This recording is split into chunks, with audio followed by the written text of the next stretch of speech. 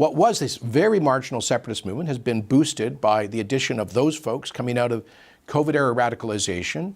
I'm sorry, Mr. Kenney. Can you just told us your thoughts on the independence movement in Alberta? Sure, I'll come back. I have a live radio show in my room right now. Do you promise that you are coming back? I'm coming back for the reception.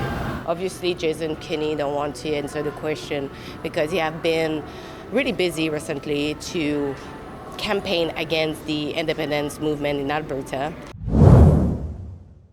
Personally, I'm tired of being a punching bag for that crowd, and I think there need to be consequences. Listen, I think the actual hardcore separatists are in the single digits. They've been running on ballots through separatist parties for over 50 years with they only ever won one riding. They lost it 6 months later. They usually poll at 1 or 2% at most. Thank you. Take care. Mr. Kenney? I'm sorry, sweet. I have to go. I just want to have your thoughts on I'm sorry. the independence movement in Alberta. Yeah, I'll be there in a couple of minutes. They were supposed to be live at 3:15, not 2:10. Don't have a moment. I'm just on a live radio show coming up. Yeah, but do you have a I'll come back. just a second? I'll come back. I just have to run up to my live radio show.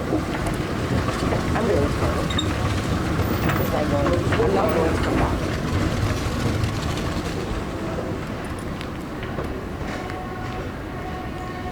Mr. Kenney. I'm sorry, Mr. Kenney. Can you just told us your thoughts on the independence movement in Alberta? Sure, I'll come back. I have a live radio show in my room right now. Do you promise that you are coming back? I'm coming back for the reception. So they always find a way to don't answer question. Obviously, Jason Kenney don't want to answer the question because he have been really busy recently to campaign against the independence movement in Alberta. They started, that group started basically as an anti-vax kind of convoy adjacent movement back in 2021. And there's some pretty highly caffeinated people there. Now, for being, I think, an outspoken federalist, these are folks who are just angry with modernity, with elites writ large, and for them, I'm like one of the local representatives of all that they despise about Canada and modernity and globalism. I mean, it's kind of ridiculous because you know me, and I think most of these threats I get and stuff, I think most of that's from keyboard warriors. I just wanted to know, since he is working in the private sector for more than 3 years, would he disclose who is his clients and who is paying for his activism? I don't know if you saw the multiple tweets that he did, but he literally called Albertans who want to separate from the rest of Canada as fringe remnant of COVID era radicalized grifters. So I just wanted also to know if it's the reason why is no longer a premier in Alberta.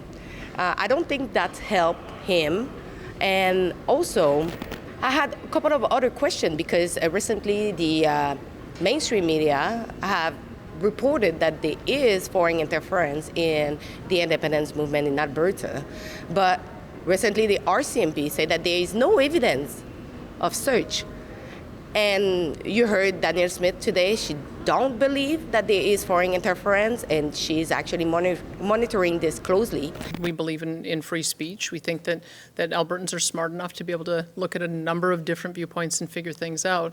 And I know that there has been one report on this, but I can tell you my public safety minister has been in touch with the RCMP, and he read their statement in the legislature last week saying that there is no credible evidence that we're seeing any state actors who are interfering in our politics. But when we try to speak with Mr. Kenney, you see, he's not for freedom of press, because if he was, he would have taken a moment just to answer basic question. But obviously, he ran away, and he said he will come back. So we'll see if he will answer my question a little bit later. Well, I was a little ticked off. I'm not the kind of person that walks around in fear, but knowing the crowd that would have seen that information and circulated it was concerning because, you know, in that particular organization, that organization started as an anti-vax movement originally before it turned into a kind of hard right omni-cause group, and now Alberta separatism. And I know out of that ecosystem, I have received no shortage of very weird threats over the past few years. And I mean, some of those folks, and they say, you can just check out my social media feed, you'll see it at any given hour of the day. I am an evil member of the globalist elites who is going to be executed following the Nuremberg trials for my crimes against humanity for supporting the vaccines. Yeah. And so, you know what? Most of those people are just over-caffeinated, and that's how, I guess, everyone needs a hobby. I just think this thing is really putting a spotlight on the kind of tactics we're seeing from the separatist side in Alberta, and they've been able to do too many of these things without consequences.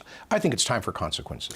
So this has always been a marginal thing. Now, what this process has allowed is these folks to suddenly, dominate the politics of our province, start dividing us in all sorts of consequential and perhaps permanent ways. At that time, their focus was their anger about vaccines and COVID-era restrictions. COVID went away, I went away, Justin Trudeau went away, and they looked for a new cause. They got a sense of power and of moral value out of that whole fight, and now they've folded that into the separatist cause. So what was this very marginal separatist movement has been boosted by the addition of those folks coming out of COVID-era radicalization. I would say, look, folks, you've got a point of view. In a democracy, you can express it. Put it on the ballot and test it. You've been doing that for 50 years and failing. So you don't get to take over a governing party that was elected on a mandate of federalists. The Liberal Party of Canada is now polling at around 40%. His approval rate, Mr. Carney's approval rate, is like 48%. I think a big part of that is Albertans who are ticked off with the separation talk, supporting, who want a strong federal government to protect them from it. That is only going to deepen if these guys go all the way to a divisive vote. And it will split the United Conservative Party in the scenario that you've just described, and potentially elect an NDP government on a conservative split. So the separatists are not actually strengthening Alberta. I hope you enjoy our coverage, and if you want to support us, there is one way to do it. It's at rebelfieldreports.com. On this website, you can donate what you can to support your favorite independent media. And as well, don't forget to subscribe and let a comment in the comment section to let us know your thoughts. Thanks for watching.